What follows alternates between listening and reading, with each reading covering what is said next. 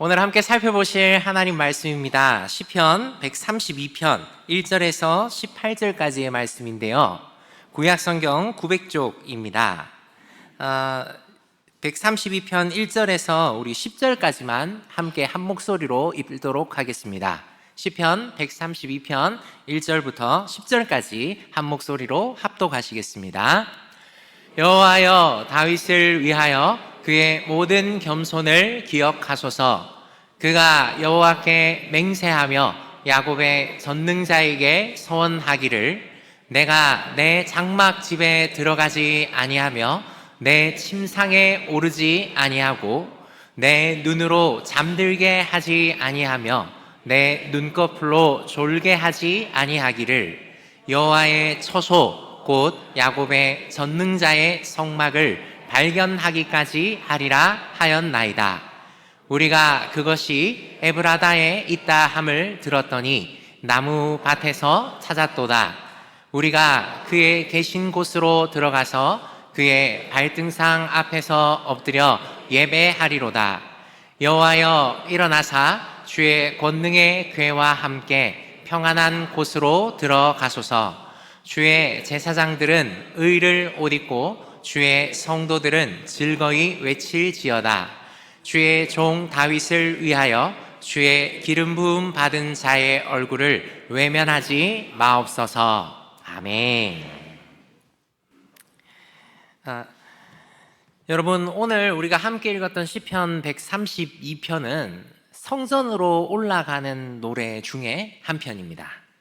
그러니까 이스라엘 백성들이 매년 3번이라는 말도 있고 1년에 한 번이라는 말도 있습니다. 그런데 하여튼 원근각처 어디에서 살든지 간에 이스라엘 백성들은 한 번이 되었건 3번이 되었건 평생에 있어서 한 번이 되었건 3번이 되었건 이 예루살렘에 올라와 성전에 올라와서 함께 예배를 드렸어야 했습니다. 그러면 그 예루살렘이라는 동네가 산 위에 이렇게 있거든요. 그래서 이제 밑에서 이렇게 올라가는 거죠.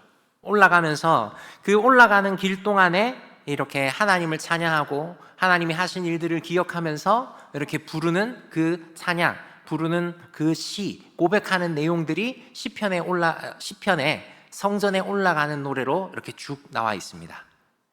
그 중에 오늘 132편은 성전에 올라가는 것, 그 예배하는 것의 의미를 함께 이야기를 해주고 있는데요. 한 번이 되었든 몇 번이 되었든 하나님을 예배하러 올라가는 그 예배자의 의미 있는 고백인데, 그 고백의 예시로 다윗을 들면서 다윗의 이야기를 하는 겁니다. 여러분, 이 성전에 올라가는데, 그 예배하는데 그 일이 얼마나 참 놀라운 일입니까? 지금처럼 치안이 안정되어 있고 그 두고 온 가정이나 두고 온 재산들이 안전하게 지켜질 거라는 그런 확신을 갖고 이동하는 그런 때가 아닙니다. 어쩌면 마음에 많은 불안감을 가지고 이동할 수도 있습니다. 예배는 드려야 하고 율법이니까 라고 마음이 들지만 두고 온 것들이 계속 생각날 수도 있는 그런 상황이죠. 그런 불안함과 걱정과 이 모든 것들까지 다 내려놓고 이렇게 하나님을 찬양하면서 성전에 올라가면서 부르는 겁니다.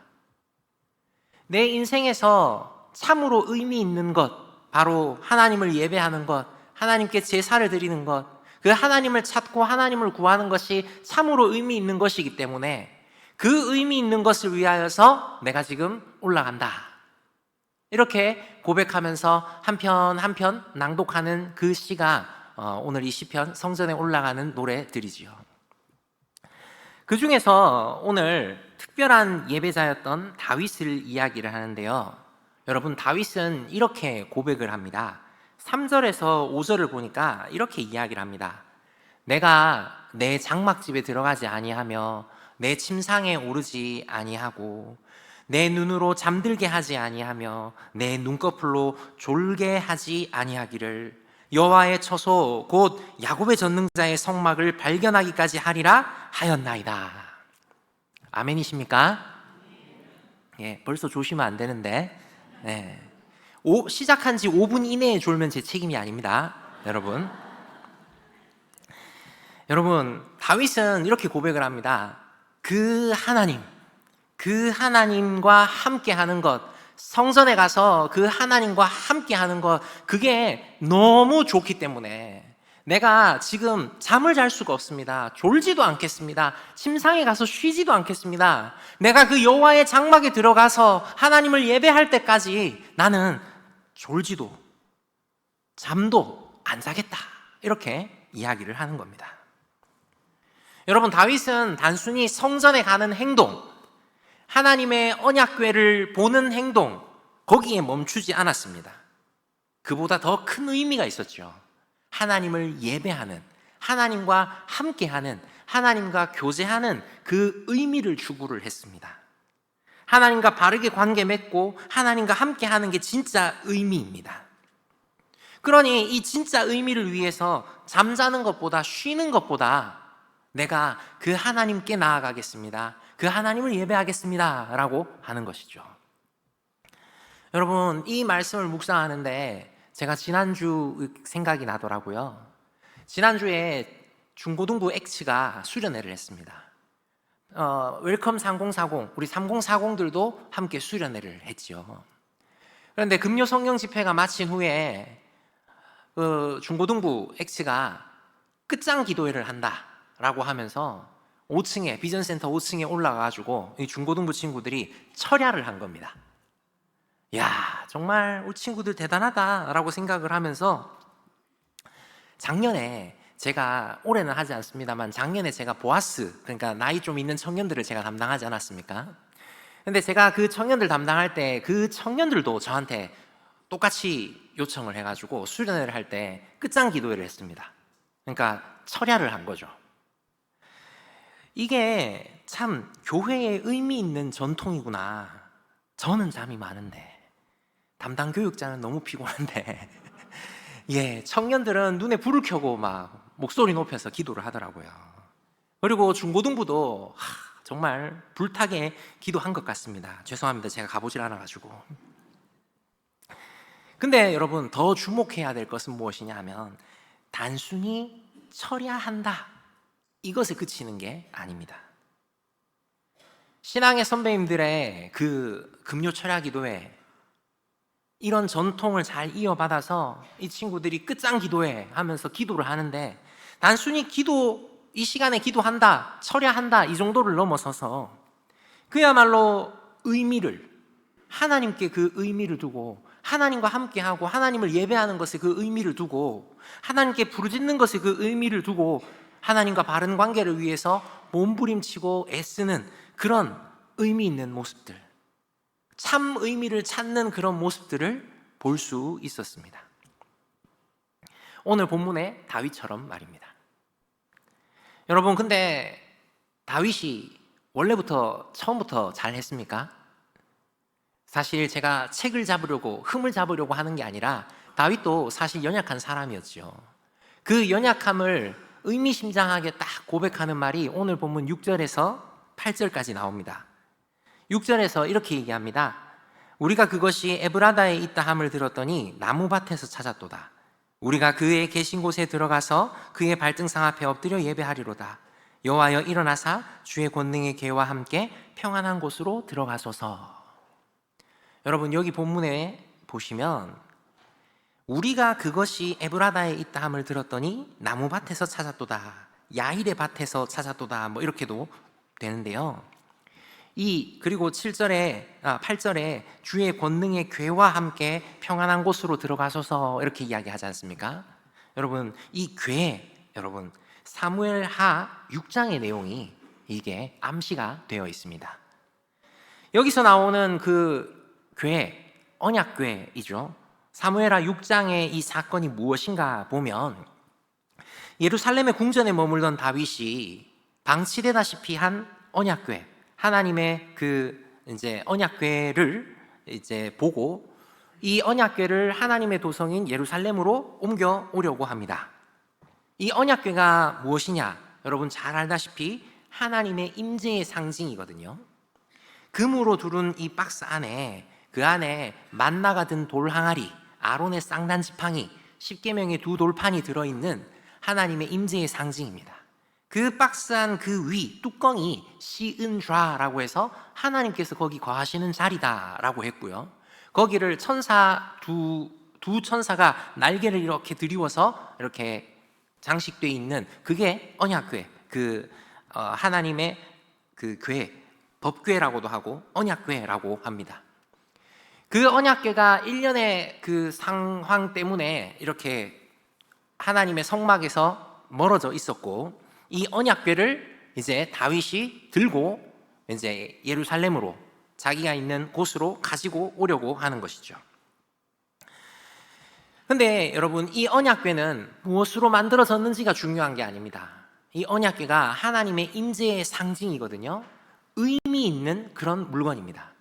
그래서 이 의미가 하나님께서 이스라엘과 함께 하신다라는 그 의미이니까, 당시에 정치와 종교가 합쳐진 사회에서 다윗은 이것을 이용하려고 한 것입니다. 지금 오늘을 살아가고 있는 우리가 어디서든 예배드립니다만, 당시에는 이 상징, 눈에 보이는 상징을 통해서 의미를 새겼습니다. 그래서 그 언약궤가 하나님께서 임재하시는 상징이니까 그 언약궤를 내가 있는 곳으로 가져오면 하나님께서 나와 함께 하신다는 걸 보여줄 수 있다라고 생각을 한 거죠. 그러니까 하나님이라는 의미를 찾은 게 아니라 하나님이라는 의미를 이용을 한 겁니다. 다윗은 이 법궤, 언약궤를 가지고 하나님을 섬긴다라고 포장하면서 자기 자신의 욕심과 마음대로 그걸 자기가 통치하고 있는 수도 예루살렘으로 가져오려고 하는 것이죠. 그게 사무엘하 6장에 잘 기록되어 있는데, 이 시작부터 6장 1절 시작부터가 그걸 너무나 잘 보여주고 있습니다. 6장 1절에 보면 이렇게 시작을 합니다. 다윗이 이스라엘에서 뽑은 무리 3만 명을 모읍니다. 2절에 보니까 이 3만 명을 모은 이유가 바로 모든 사람과 더불어서 바알레 유다로 가서 거기에서 하나님의 궤를 메어 오려고 하는 그 이유입니다. 왜? 그 궤가 좌정하신 만군의 여호와의 이름으로 불리는 곳, 여호와께서 함께 하신다는 상징이고 여호와께서 함께 하신다는 의미이니까요. 그래서 다윗은 이걸 이용을 하려고 3만 명이나 사람들을 이끌고 아비나답의 집으로 찾아가서 엄청난 행사를 시작을 하는 거죠. 여러분, 말이 3만 명이지 3만 명이면 얼마나 많은 인원입니까? 우리 얼마 전까지 5명도 못 모였는데, 이렇게 수많은 인원 앞에서 하나님의 궤를 가져와서 예루살렘에 두려고 하는데, 오케스트라 대동하고 수많은 사람들이 보는 앞에서 시끌벅적하게 시작을 합니다. 다윗도 뿌듯한 마음으로 지켜보고 있었겠죠. 어떻게 합니까? 자, 새 수레, 새 차를 하나 뽑아가지고 그 새 차에다가 이 언약궤를 싣고 나옵니다. 야, 이제 하나님의 임재의 상징인 저 언약궤가 나와 함께하고 있으면 하나님께서 나와 함께하고 있다는 그런 뜻이니까 세상 사람들이 이걸 너무나 잘 보겠지. 내 왕권이 이제 완벽해지는구나. 내 힘이 이제 정말 많은 사람들 앞에 잘 드러나겠구나. 이렇게 생각했을 겁니다. 의미 있는 물건이고 의미 있는 행사인데 그 의미가 완전히 잘못되어 있죠. 하나님이 의미가 아니라 자기 자신이 의미가 된 그런 행사, 그런 모습을 버리고 있습니다. 여러분, 이런 걸 다른 말로 4글자로 하면 뭐라고 하는지 아십니까? 바로 우상숭배입니다. 하나님은 이런 우상숭배를 용납하지 않으십니다. 하나님께서는 질투하는 하나님, 그러니까 우리가 이해하기 쉽도록 표현해 주셔서 악한 것들을 섬기는 걸 막으시는, 인정하지 않으시는 그 하나님이심을 보여주십니다. 하나님께서 행하십니다. 사무엘하 6장에 보니까 이런 떠들썩한 행사에 갑자기 찬물이 확 뿌려집니다. 어떻게요? 수레를 끌던 소들이 나곤의 타작마당에 이를 때 갑자기 소가 팍 뛰는 거죠. 그러니까 수레에 소가 뛰니까 묶여있던 수레가 흔들리고 그 수레에 실려있던 언약궤가 어떻게 되겠습니까? 끼익 하면서 떨어집니다. 그러니 그 옆에 있던 웃사가 저도 모르게 어이구 어이구 어이구 하면서 붙들었습니다. 다행이다, 안 떨어졌네. 맞나요? 아닙니다. 그 자리에서 웃사는 죽습니다. 마른 하늘에 그야말로 날벼락처럼 죽습니다. 하나님께서는 웃사가 잘못함으로 말미암아 진노하사 그를 그곳에서 치십니다. 그가 그 하나님의 궤 곁에서 바로 죽습니다. 여러분, 3만 명이 모인 행사에서 떠들썩하게 오케스트라가 울리는 그런 행사인데 그 자리에서 인명사고가 났습니다.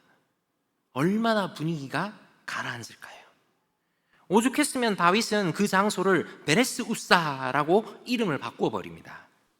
베레스 웃사, 웃사를 치심이라는 뜻입니다. 같은 사건을 기록한 역대상 13장에는 여호와께서 웃사의 몸을 찢으셨다라고 표현하고요, 역대상 15장 13절에는 이렇게 말씀하십니다. 전에는 너희가 매지 아니하였으므로 우리 하나님 여호와께서 우리를 찢으셨으니 이는 우리가 규례대로 그에게 구하지 아니하였음이라. 그러니까 하나님의 그 임재의 상징, 하나님께서 의미 있게 두신 그 물건을 하나님이 의미가 아니라 다른 의미를 가지고 하나님의 방법도 아닌 다른 방법으로, 다른 목적으로 그 일들을 행했을 때 하나님께서 치시는 거죠. 찢어 버리십니다. 언약궤는 하나님이 명령하셨는데 레위 지파의 고핫 자손이 꼭 어깨에 메어야 합니다. 해달의 가죽으로 덮어서요, 성별된 사람들이 메어서 옮겨야 합니다. 근데 다윗은 그렇게 하지 않았고 하나님께서도 그것이 잘못이라고 하셨고 그렇게 사고가 터진 겁니다. 다윗은 정치적인 목적인지 사람들의 눈에 좋기 위함인지 모르겠습니다. 하나님께 드려야 할 온전한 영광을 드리지 않았고 그 결과 참으로 참혹한 일이 벌어집니다. 잘못된 의미를 찾았고 잘못된 의미를 따랐으니 잘못된 결과가 나오는 것입니다. 사랑하는 성도 여러분, 우리 하나님은 목적이시지 수단이 아니십니다. 우리 하나님은 목적이시지 수단이 될 수 없는 분이죠. 목적 그 자체입니다. 의미는 하나님께만 있습니다. 하나님을 사랑함이, 하나님을 예배함이 내가 무엇을 얻기 위한 수단이 된다면 하나님은 절대로 기뻐하지 않으십니다. 오히려 하나님이 하나님 되심을 보여주시겠죠. 다윗은 하나님을 이용해서 자기 왕권을 강화하려고 했습니다. 그러자 하나님께서는 치셨습니다. 우상숭배라고 하십니다. 여러분, 하나님과 그리스도를 공개적으로 부인해야만 우상숭배자가 되는 게 아닙니다. 하나님께만 돌려야 할 영광을 하나님이 아닌 다른 것에 돌리는 모든 것이 우상숭배입니다. 다윗은 그런 실수를 범했고 그래서 큰 대가를 치루었습니다. 오늘 우리 삶 안에도 이런 은밀한 유혹들이 계속 침투하죠. 우리 하나님이 중심이시고 우리 하나님만이 의미이신데 자꾸만 그 의미를 다른 곳에서 찾으려고 합니다. 의미가 마치 다른 곳에 있는 것처럼 우리를 유혹하고 우리의 눈을 가립니다.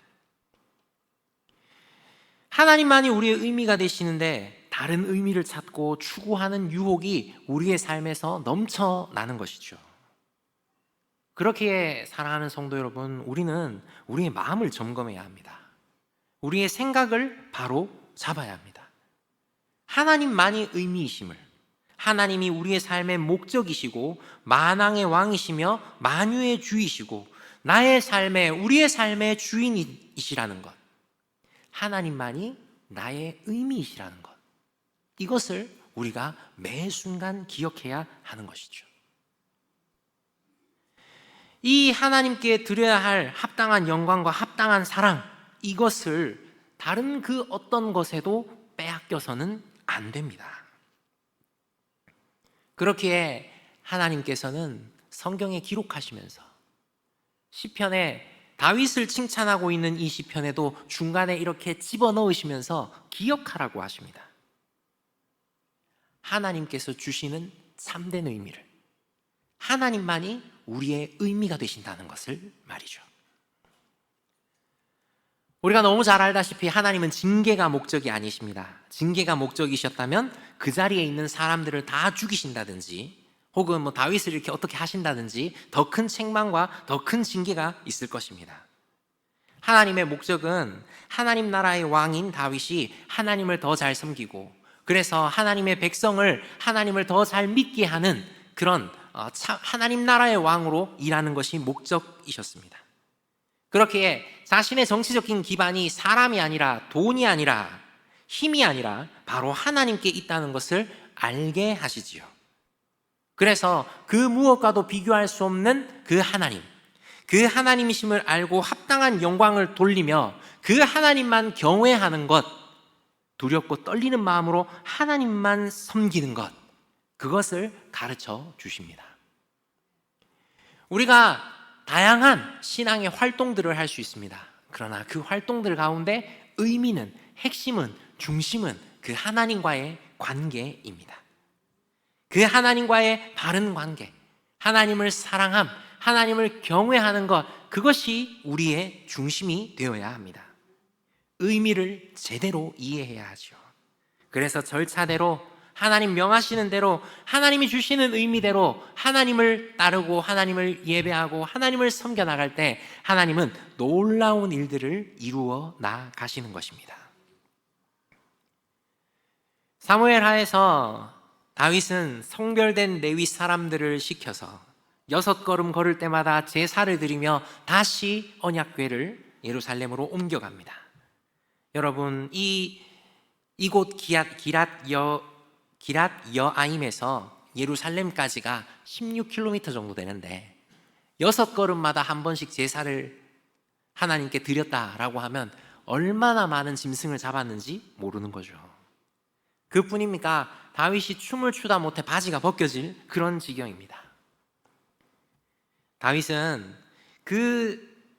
뛰면서 빙빙 도는 춤을 한 번 추고 마는 것이 아니라 계속 추고 맨살이 드러나 보일 때까지 추면서, 누군가는 채신머리에 없다라고 흉보지만 채통 없이 춤만 추고 있는 것이 아니라 나는 하나님을 섬기는 자이고 하나님이 나의 왕이시며 하나님만이 나의 의미가 되신다, 하나님만이 나의 목적이 되신다라는 것을 몸으로 보여주고 선언하고 마음으로 예배드리며 그 예배들을 백성들에게, 하나님을 믿는 사람들에게 다 나누어주는 그런 일들을 했습니다.